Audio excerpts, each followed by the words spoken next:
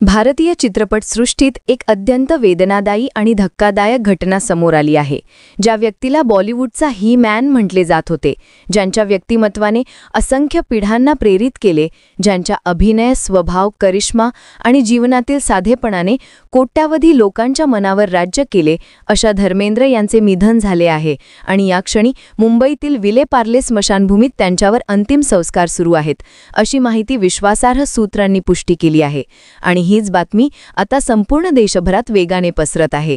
आज दुपारी सुमारे 1 वाजता मुंबईतील त्यांच्या घरात त्यांनी शेवटचा श्वास घेतला आणि त्यांच्या जाण्याने संपूर्ण सिनेसृष्टी, त्यांचे कुटुंब, त्यांचे सहकारी, चाहत्यांची विशाल फौज सर्वजण एका खोल शोकात बुडाले आहेत। धर्मेंद्र हे केवळ एक अभिनेता नव्हते, ते एक भावना होते, एक परंपरा होते, एक असा इतिहास होते जो भारतीय सिनेमाच्या पानांवर सुवर्णाक्षरांनी लिहिला जाईल। आणि त्यांच्या अंतिम दर्शनासाठी दिग्गज कलाकारांचा लोंढा स्मशानभूमीत जमू लागला। अमिताभ बच्चन, अभिषेक बच्चन, आमिर खान, सलमान खान, सलीम खान, अनेक नामांकित दिग्दर्शक, कलाकार, लेखक, निर्माते सगळे त्यांना शेवटचे अभिवादन करण्यासाठी पोहोचले। धर्मेंद्र यांच्या पत्नी आणि दिग्गज अभिनेत्री सांसद हेमा मालिनी हे देखील या दुःखात क्षणी तेथे उपस्थित असून भावनांनी व्याकुळ झालेल्या कुटुंबाला आधार देत आहेत। सनी देओल, बॉबी देओल, अभय देओल, ईशा देओल, आहाना सर्वच कुटुंबीय तिथे उपस्थित असून वातावरण अत्यंत शोकमग्न, तणावपूर्ण आणि भावनिक बनले आहे। आज केवळ एक व्यक्तीचे निधन झालेले नाही, तर जणू एक युग संपले आहे असा स्वर पूर्ण सिने जगतामध्ये उमटत आहे। दिग्दर्शक करण जोहर यांनीही सोशल मीडियावर भावनिक श्रद्धांजली वाहताना लिहिले आहे की हा एका महान युगाचा अंत आहे। धर्मेंद्र यांच्यासारखा करिश्माई, प्रचंड लोकप्रिय, अतिशय देखणा, प्रामाणिक आणि लोकांच्या हृदयात कायम राहणारा नायक भारतीय सिनेमासृष्टीत दुर्मिळ आहे। त्यांचे नाव इतिहासात सदैव झळकून राहील आणि ते एकमेव आणि अनोखे धर्मजी म्हणूनच ओळखले जातील। करण जोहर यांचे हे शब्द अनेकांच्या मनातील भावना स्पष्टपणे व्यक्त करतात, कारण धर्मेंद्र यांचे आयुष्य म्हणजे संघर्ष, मेहनत, स्वप्नपूर्ती आणि माणुसकीचा अद्वितीय संगम होता। काही दिवसांपूर्वीही त्यांच्या निधनाची अफवा पसरली होती आणि त्यावेळी माध्यमांनी दाखवलेल्या गैरजबाबदारीबद्दल त्यांच्या कुटुंबाने प्रचंड नाराजी व्यक्त केली होती। हेमा मालिनी यांनी तेव्हा सोशल मीडियावर लिहिले होते की अशा संवेदनशील गोष्टींवर अफवा पसरवणे अत्यंत गैरजबाबदारपणाचे आहे। त्याचवेळी सनी देओल यांनीही माध्यमांवर कडक शब्दात नाराजी व्यक्त केली होती। पण आता मात्र ही गोष्ट खरी आहे, धर्मेंद्र खरोखरच जगाचा निरोप घेऊन गेले आहेत। धर्मेंद्र यांचे संपूर्ण जीवनपट पाहिला तर तो एखाद्या सिनेमासारखाच उतारचढाव, संघर्ष, नाती, प्रेम, लोकप्रियता, विवाद, साधेपणा आणि अमरत्वाने भरलेला आहे। त्यांचा जन्म पंजाबमधील लुधियानाजवळील एका छोट्या गावात नसराली 8 डिसेंबर 1935 रोजी झाला।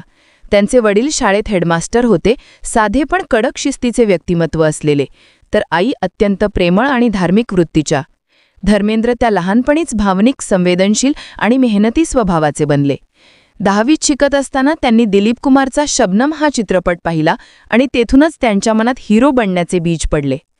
दिलीप कुमारांचे व्यक्तिमत्व, त्यांची स्टाईल, संवादफेक, अभिनय या सगळ्याचा बालक धर्मेंद्र यांच्यावर खोल प्रभाव पडला आणि त्यांनी स्वतःशीच वचन दिले की मीही एक दिवस मोठा अभिनेता बनेन। घरची परिस्थिती फारशी चांगली नव्हती, पण धर्मेंद्र यांनी स्वप्न सोडले नाही।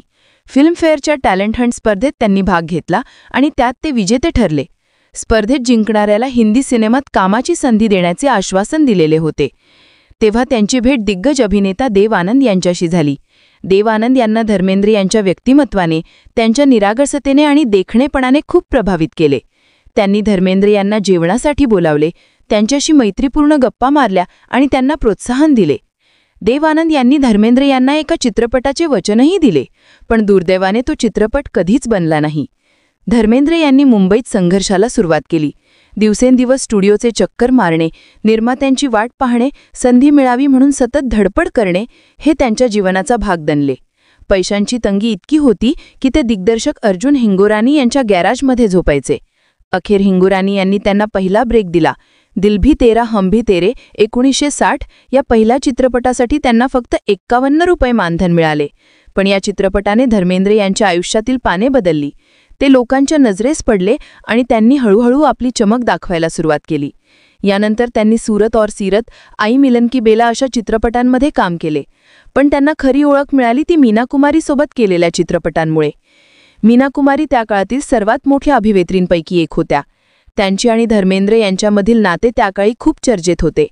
मीना कुमारी धर्मेंद्र यांना खूप पसंत करू लागल्या आणि अनेक निर्मात्यांना अट घालत असत की हिरो म्हणून धर्मेंद्र असतील तरच त्या चित्रपट करतील. त्यांच्या जोडीचे चित्रपट एकामागून एक सुपरहिट झाले आणि धर्मेंद्र यांची लोकप्रियता प्रचंड वाढली. यानंतर धर्मेंद्र यांनी विविध प्रकारच्या भूमिका केल्या. रोमॅन्टिक हिरो, ॲक्शन हिरो, गंभीर भूमिका, विनोदी भूमिका सगळेच त्यांनी सहजतेने केले. फूल और पत्थर, शोले, सीता और गीता, राजा जानी, ड्रीम गर्ल, धरमवीर, चरस, कातिलों का कातिल, जानी दोस्त, राज तिलक, जीने भी नहीं दूंगा अशा शेकडो चित्रपटांनी त्यांना सुपरस्टार बनवले.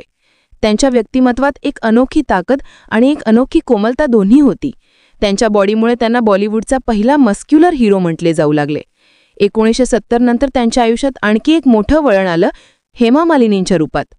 तुम हसीन, मैं जवान, राजा जानी, शोले आणि नंतर अनेक चित्रपट करताना दोघेही एकमेकांच्या खूप जवळ आले. त्यांचे नाते खूप गाजले. धर्मेंद्र आधीच विवाहित होते आणि त्यांच्या पहिल्या पत्नी प्रकाश कौर यांना 4 मुले होती, सनी, बॉबी, विजेता आणि अजिता. त्यामुळे हे नाते वादातही सापडले. पण धर्मेंद्र आणि हेमा मालिनी आणि सर्व विरोधांचा सामना करत 1980 मध्ये लग्न केले. त्यासाठी धर्मेंद्र यांनी इस्लाम स्वीकारला. या नात्यातून त्यांना 2 मुली झाल्या, ईशा आणि आहाना. धर्मेंद्र यांनी एकीकडे व्यावसायिक आयुष्य आणि दुसरीकडे वैयक्तिक जीवन दोन्ही सांभाळले. सनी देओल आणि बॉबी देओल यांना त्यांनी सिनेमात लॉन्च केले आणि दोघेही मोठे स्टार बनले. कुटुंबातील मतभेद, राजकारण, करिअर, प्रेम, संघर्ष सगळ्या गोष्टी धर्मेंद्र यांनी अत्यंत शांतपणे सांभाळल्या. त्यांचा स्वभाव अत्यंत मनमोकळा, प्रेमळ आणि साधा होता. ते कुठेही गेले की वातावरणात आनंद पसरायचा. त्यांनी नेहमीच सांगितले की जीवन आनंदाने जगा, मोठेपण आपल्या वागण्यात असते. अगदी वृद्धत्वातही ते अत्यंत सक्रिय होते. फार्म हाऊसवर सायकल चालवणे, व्यायाम करणे, शेती करणे, चाहत्यांशी संवाद साधणे हे ते रोज करत. त्यांच्या इंस्टाग्राम व्हिडिओंमध्येही ते आनंद जीवनातील साध्या पण महत्त्वाच्या गोष्टी सांगायचे. त्यांचे हसू, त्यांची माणुसकी, त्यांची नम्रता आजही लोकांच्या मनात जिवंत आहे. आणि आता त्या महान व्यक्तीचे पार्थिव शरीर समोर ठेवले असताना मुंबईतील स्मशानभूमीत हजारो डोळे पाणावले आहेत. कुटुंबियांचा आक्रोश, कलाकारांची शोकव्याकुळता, चाहत्यांच्या मनातील पोकळी हे सगळं शब्दात सांगता येण्यासारखे नाही. कुटुंबाने ही बातमी अत्यंत लो प्रोफाईल ठेवण्याचा निर्णय घेतला कारण त्यांना माध्यमांची गराडा नको होता, मृत्यूवरच्या सनसनाटी हेडलाईन्स नको होत्या. म्हणूनच त्यांचे अंतिम संस्काराची माहिती बाहेर आली तेव्हाच जेव्हा त्यांचे पार्थिव शरीर स्मशानभूमीत पोहोचले. आज भारतीय सिनेमा एक खरा दिग्गज गमावून बसला आहे. धर्मेंद्र यांचे स्मित, त्यांचे संवादफेक, त्यांची ॲक्शन, त्यांचे प्रेम, त्यांचा करिश्मा हे सगळं आता फक्त आठवणीत राहील. पण त्यांच्या चाहत्यांच्या हृदयात, इतिहासाच्या पानात आणि भारतीय सिनेमाच्या सुवर्ण काळात त्यांचे नाव सदैव अमर राहील. ते खरोखरच एकमेव आणि अनोखे धर्मेंद्र म्हणूनच ओळखले जातील.